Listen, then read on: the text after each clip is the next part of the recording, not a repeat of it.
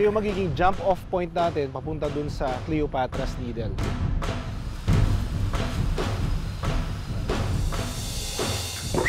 Laki! Kita nyo, gabata na siya. Look at those fangs.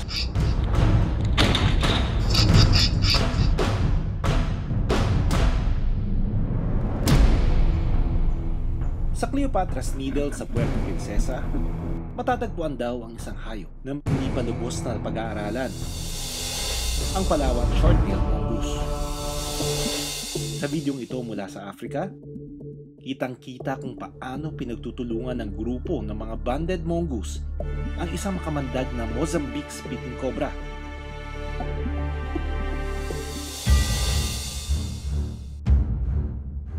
Kayang-kaya ng cobra na ito na pumatay ng tao. Pero dahil sa bilis at talino ng mga mongoose, nagawa nilang pira-pirasuhin ang nakamamatay na ahas. Pero sa Pilipinas, hindi pa lubos na pag-aaralan ang mga kakayahan ng mga mongoose.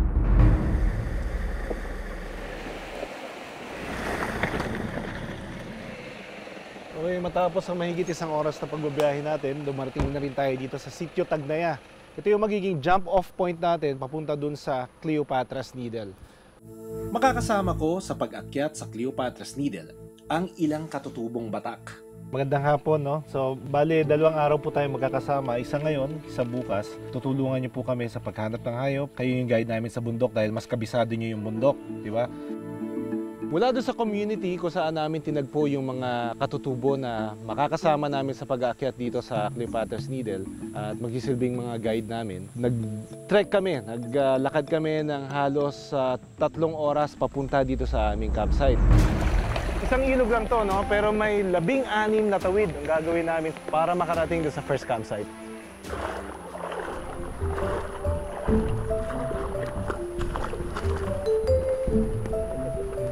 Nakilala ko si Paris Marler mula sa Center for Sustainability. Right now, Center for Sustainability is trying to protect 35,000 hectares of forest around Cleopatra's Needle. Gamit niya yung motion-censored cameras na kinabit niya sa iba't ibang parte nitong bundok. Ma-activate yung camera at makukuhanan ito kung sakaling may gagalaw na hayop ng malapitan. Yung information will serve as baseline data. 10 camera trap ang inilagay ni Paris sa iba't ibang bahagi ng kagubatan. At iniiwan niya ito ng 3 linggo sa gubat nang walang nagbabantay. Pahapon na nang magsimula kaming maghanap.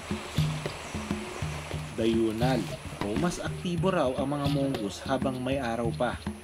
Ito yung kailangan daanan, tingnan mo, oh. Halos kasya lang yung isang paa. Pag nagkamali ka ng hakbang, ilog.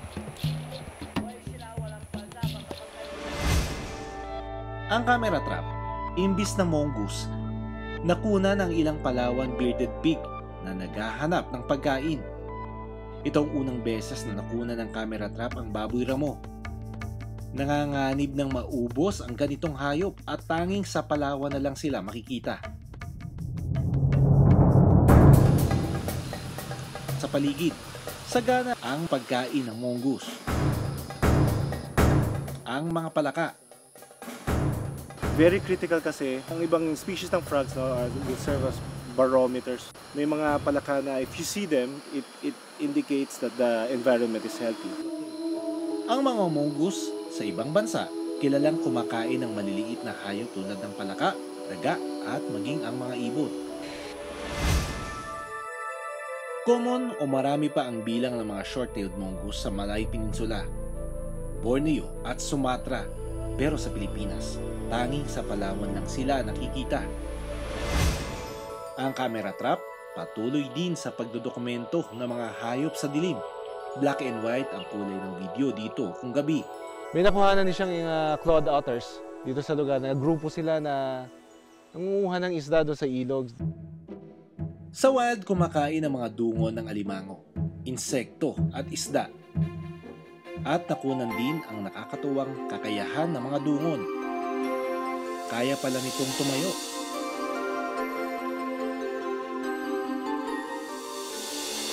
ginagawa nila ito para obserbahan ang kanilang paligid.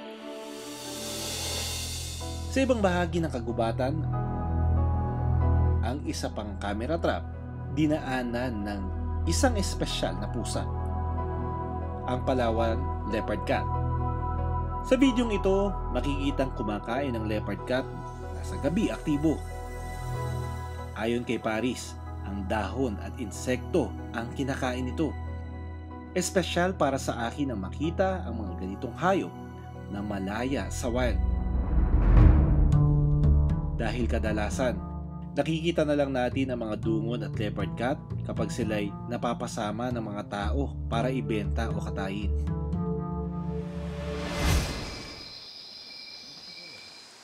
Ang aming team patuloy pa sa paghahanap sa gabi.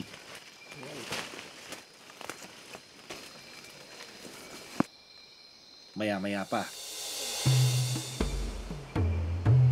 Alright, so itong nakita natin, actually merong dalawang species ng pit vipers ang meron dito sa Palawan.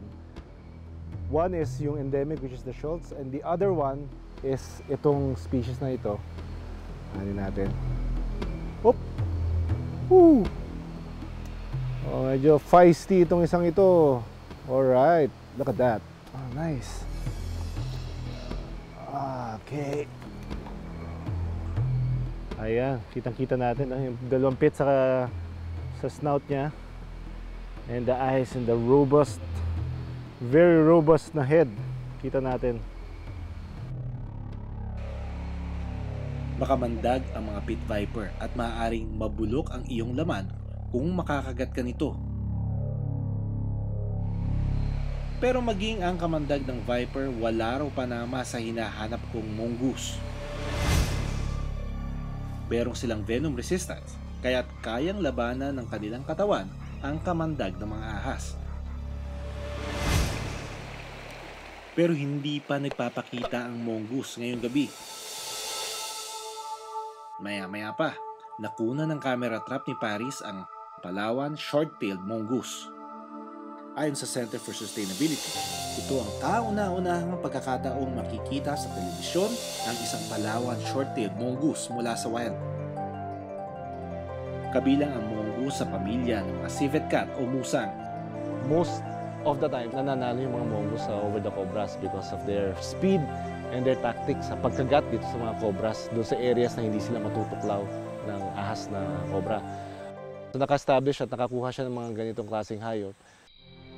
Sa halos 5 buwan na camera trap project ng Center for Sustainability, ang mga hayop na kanilang nakunan, kasama na ang mongoose, ay nagpapatunay lalo kung gaano kahitig ang Palawan sa pambihira at espesyal na mga buhay ilang.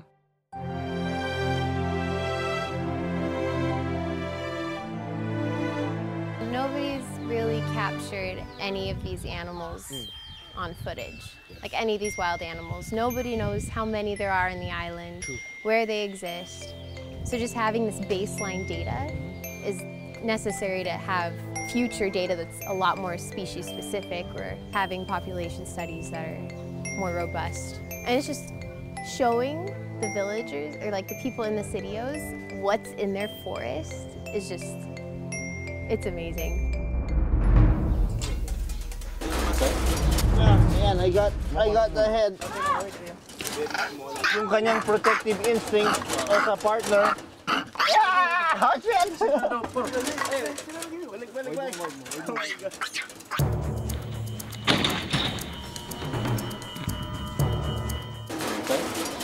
Ayan, I got the head. Yung kanyang protective instinct as a partner.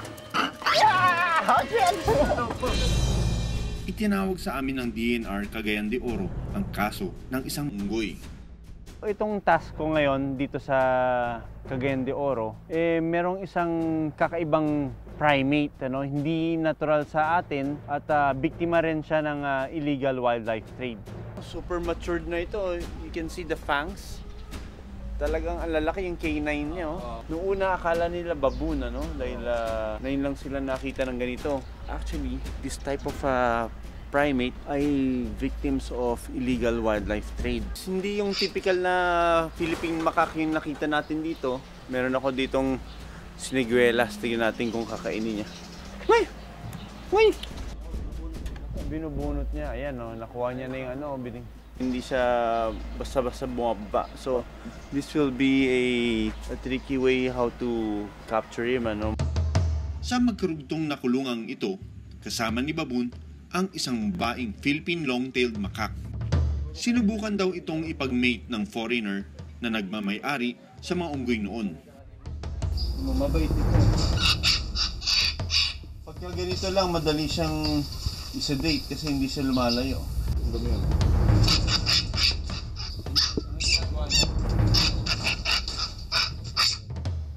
Ayon kay Ate Norma, 10 taon na raw sa kulungang ito ang unggoy. Isang German national daw ang may-ari kay Baboon at iniwan lang ito sa kanya noong 2014. Ano pong pinapakain niyo?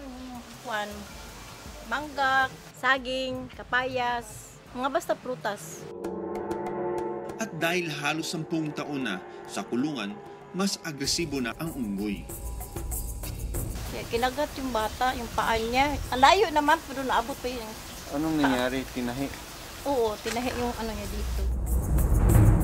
Dapat ako baka makaano siya, Makawala. makawala. Illegal talaga yung pagka-keep niya kasi wala naman siyang permission. Saka, ang consideration na lang namin kasi yung welfare ng wildlife.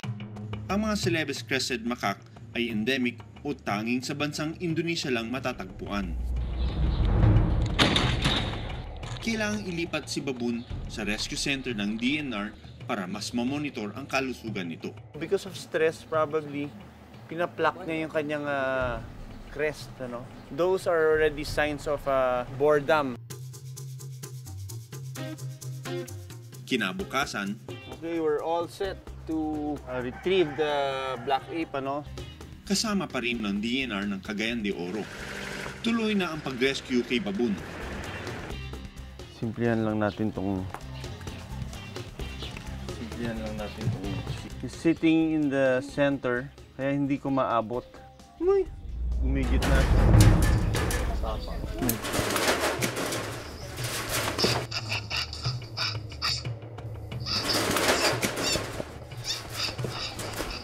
Hintayin lang natin siyang makatulog. Should take around 5 minutes. Slowly, yung mga mata niya, aantokin na ng konti yan, ano? Pero habang kinukuha namin sa loob ng kulungan ang Celebes black ape, Ayan, I got the head.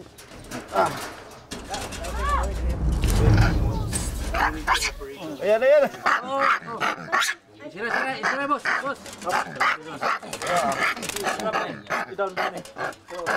I-down ba? Kita mo, yung kanyang protective instinct sa partner. Balik. Nawala sa isip ko na yung isang takot na Philippine long-tailed macaque ay biglang nagbago yung isip niya na akala kong takot, napakatahimik, biglang sumugod.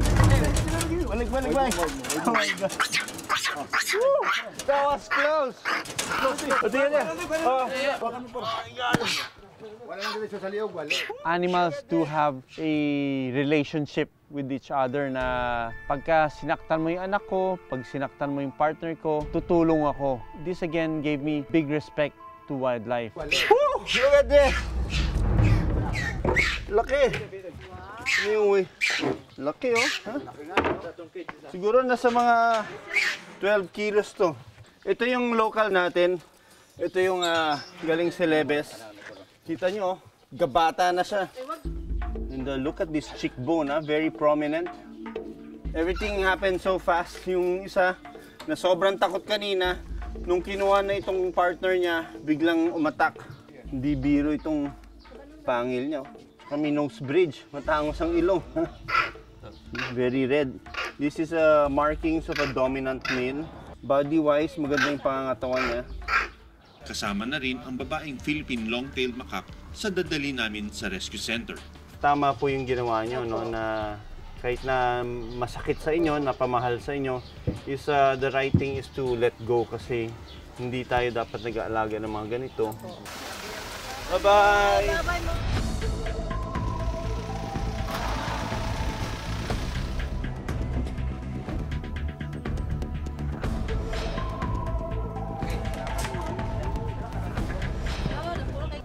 Malaki din ang tulong na nakuha natin yung female in the katabi niya. At least hindi siya malulungkot dahil itong kasama niyang female nandyan lang sa tabi niya.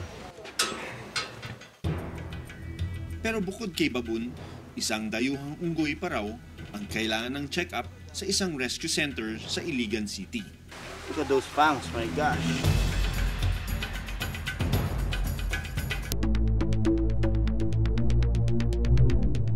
Isang Celebes crested macaque at Philippine long-tailed macaque ang sinurrender sa rescue center ng DNR ng Cagayan de Oro. Pero bukod kay Baboon, isang dayuhang unggoy pa daw ang kailangan ng check-up sa isang rescue center sa Iligan City. Meron dito sa NPC Zoological Park na isang black ape and meron siyang alambre sa leg and kailangan natin tanggalin. Kailangan ko ring patulugin ang unggoy na pinangalan nilang Makoy para mas maging ligtas at madali ang gagawin naming pagtanggal ng alambre sa leg niya. At nang makakuha ako ng pagkakataon,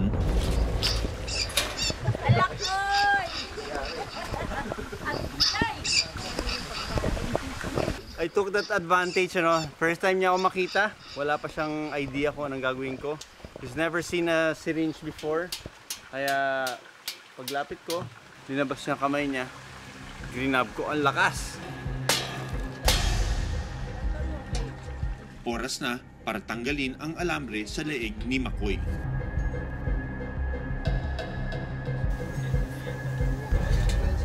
Matagal na ito nandito sa leeg niya. And this is the way it was handled. Look at those fangs, my gosh. So kawawa naman, buti lang nagkaroon tayo ng chance na may alis to sa kanya. So matagal na ito sa leeg niya. Kumintab na lang sa balahibo niya at balat.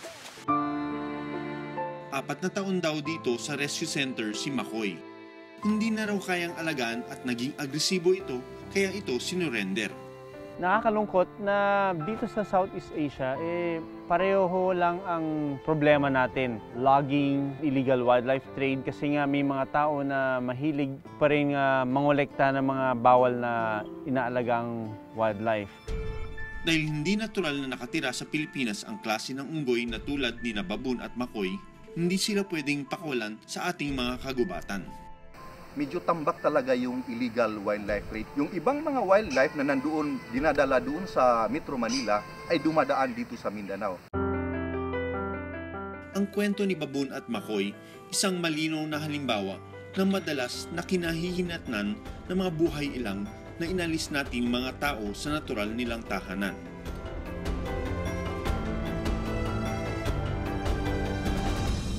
Ihuli daw nila kami ng isda para may ulam kami bukas. Hindi ko na-expect na ganito pala kalaki yung isdang makukuha nila dito mismo sa ilog kung saan kami nagka-camp.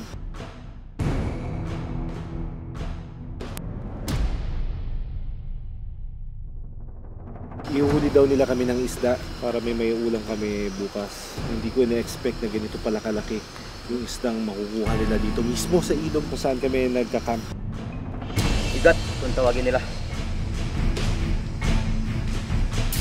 Para ring ahas. Talagang kumakapit yung katawan niya dito sa braso ko. Yung kamay ko, parang may slime na lumipat sa akin mula doon sa isla. Ako si Doc Fritz Resho. Ako si Doc Nielsen Donato. Born to be wild.